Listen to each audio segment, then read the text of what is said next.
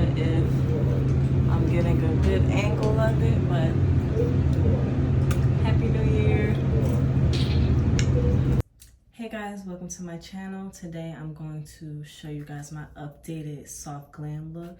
It's going to be very skin focused, and I'm just going to give myself a little bit of a cat eye and call it a day. We're not going to be too extreme this time, but thank you for tuning in. So I already did my skin prep, very big on the skincare, and I like to spray my face with a little MAC mixed with NYX Pump It Up spray. So it's been 5 years since I made a YouTube video. In the pandemic, I thought I was gonna get back into it.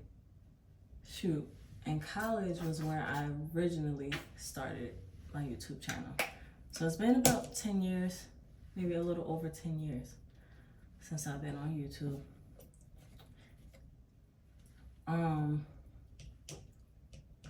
It's been about 10 years since I've been on YouTube. By the way, I'm using a tinted moisturizer from NARS right now.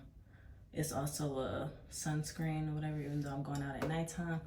This just happens to be the color that is matching with me for my winter color right now.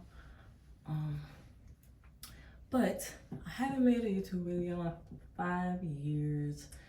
And honestly, ever since I started my YouTube channel, I've never been as consistent as I would like to be. Unfortunately, like, the consistency of being a content creator fell to the side for me because I was always about getting my money. Let's be honest, being a content creator doesn't always come with money immediately, and it also doesn't come with free things immediately. And for my contour, I like to use this MAC Face and Body foundation. It's like a radiant sheer tinted moisturizer kind of foundation. And yeah, I typically use this color to warm my face up in the summertime when I know I got like my tan. I would say right now most of my tan is pretty much gone. It's January and I live in New Jersey, New York area. So, but yeah, contour color, I like to be creamy, dewy skin. So I just use this because I happen to have it. But anyway, back to the topic. YouTube has been a part of my life for over 10 years, but I've never been able to take it fully seriously. Like, I started it in college, but then I was also a full-time makeup artist at MAC. I started at the Nordstrom counter, and then I worked my way to the MAC store, and just being like one of the only college students at my time working full-time and paying real grown bills, it was just hard to keep up with. Like, I allowed myself, let's take accountability. It's about to be 2026, taking accountability. I allowed myself to fall off of my content.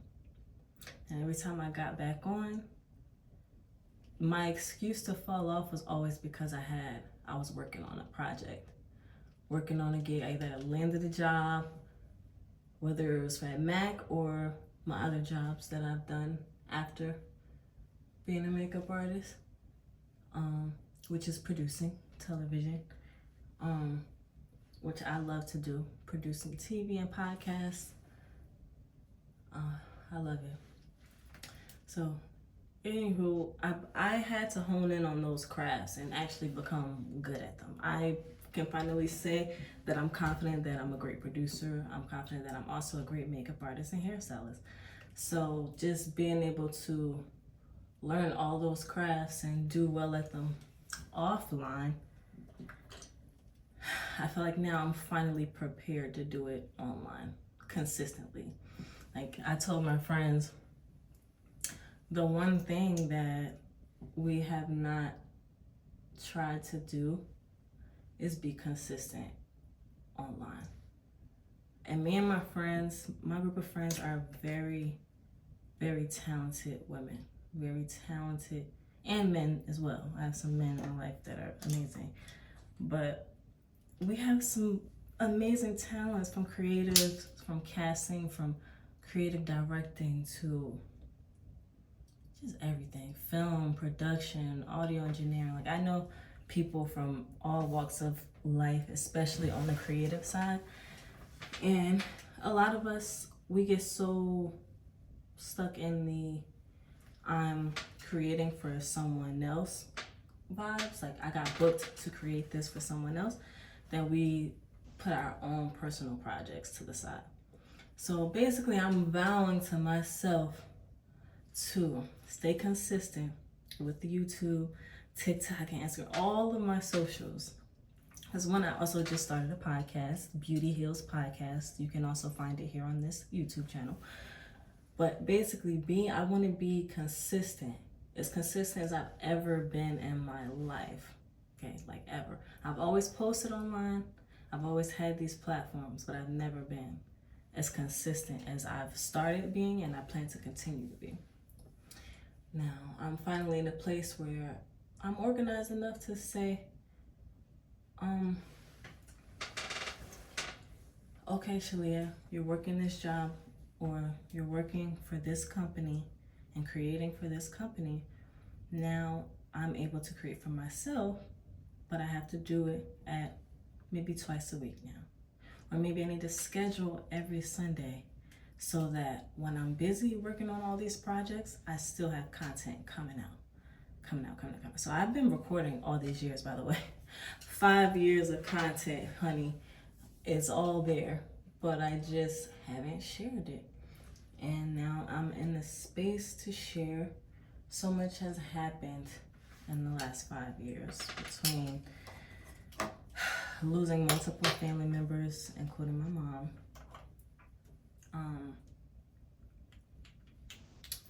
By the way, that was this e.l.f.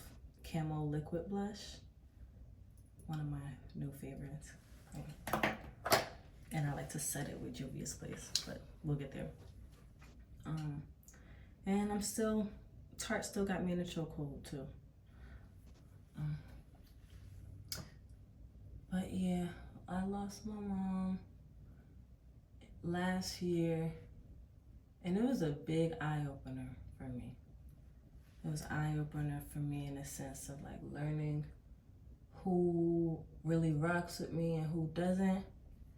It was an eye-opener in learning just to stop putting like rose-colored glasses on for everything and everybody. Like, everything and everybody didn't deserve as much grace as I was willing to give. Like, it's okay to crash out or curse somebody out every once in a while. And then also it told me to stop making excuses. Like, life literally keeps going. I'm writing a book about grief based on my experiences, because it's just some things that you go through that can, while you're grieving, you can go through certain things while you're grieving, and it feels like other people are being very insensitive.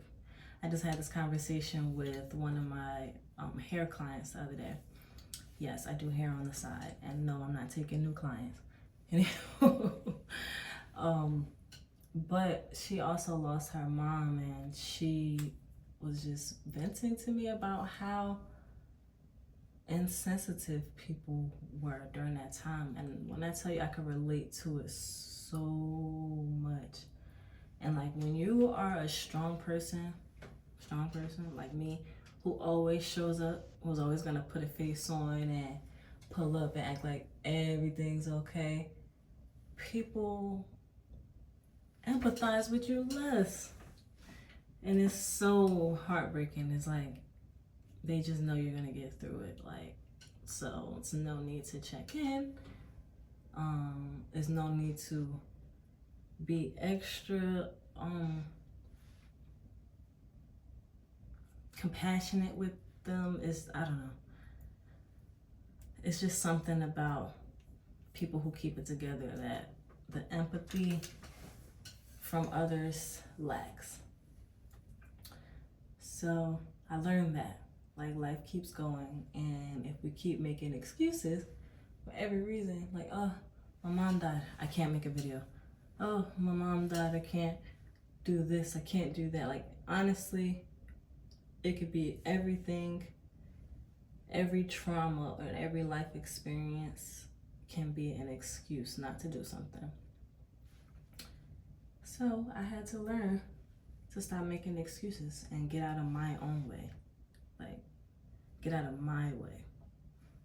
Because there's nobody holding me back. There's nobody holding you back but you. And don't get me wrong, life be coming in heavy. Like, my mother was only 45 years old. I was not expecting that. Like, I was not expecting to lose her. I thought I had so much more time to build a stronger relationship and to take care of her and just prove to her that, you know, keeping me as her child. She had me at 15. Like, I just wanted to show her that the sacrifices that she made were worth it. And I don't feel like I really got to do that. So, okay, here we go.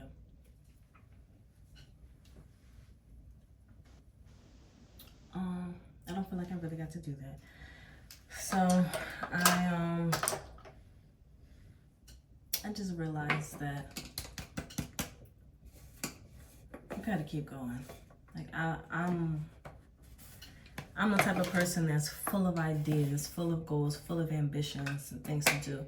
But there's always a new idea and a new goal where another one doesn't get complete. And I decided to stop that cycle.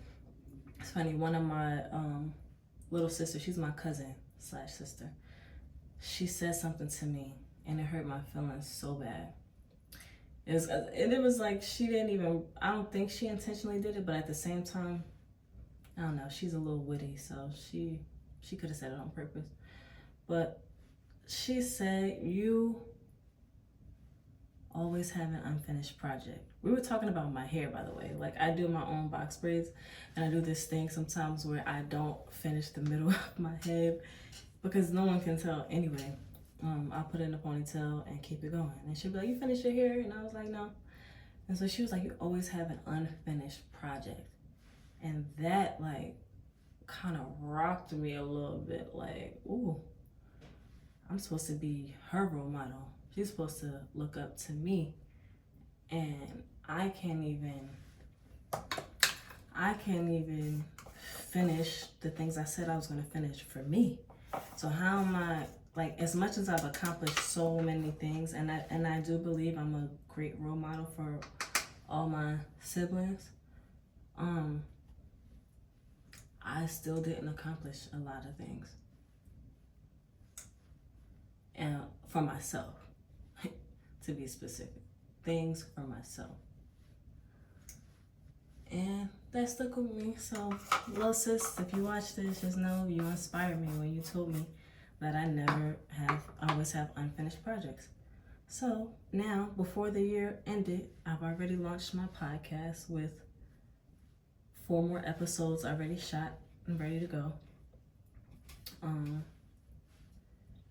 I've already got back on my YouTube because my podcast is on my YouTube and I'm across other platforms. So I'm getting closer to finishing some of my projects, some of my goals. I'm still not where I want to be yet. Juvias place, I love you so much. The best blushes ever. But yeah, finally in a place to where I am ready to get on my shit. I'm the oldest sibling, and I can't have my siblings looking at me like I'm like, girl, you let the loss of your mom take you out like that? Like, just take you out the game? Nah. I need them to see, like, big sis had to get back up and get to it. And when you lose your mom, unfortunately, you'll have to do the same. And maybe you won't. Maybe you'll have, like, the comfort, like the safety nest that some people have to really go through grief with more ease. Like, some people are able to take off a year or two from work or whatever the case may be to really feel those feelings and focus on whatever it is they need to focus on. So I pray that my siblings don't have the same stresses that I had when I lost my mom. But I do want to show a level of strength. But I'm very open and honest with them. When I'm having my days, I'm having my days. Like, I'm crying, I gotta get it out. But later that day or tomorrow, I'm getting back to it. I gotta do what I gotta do. So, that being said, thank you for watching my podcast. I actually gotta hurry up and get ready to go. This is basically the look. And I'll show you guys the final look without my rollers in and everything. But thank you for tuning in. Stay tuned for more YouTube videos, lifestyle content, everything. If there's something specific you want to see more of, please let me know. I know people love when I do my skincare. My most viewed video on here is waxing myself. So I did buy some new wax. So if you guys want to see updated wax routine, I can do that too. But thank you so much. Please like, share, and subscribe, and come back for the next episode. Okay, so this is the final look. I have no idea if I'm getting a good angle of it, but Happy New Year. Yeah, this is the final look. I'm on the elevator, my best friend's outside. I hope I'm getting a good shot because I'm just using the back of my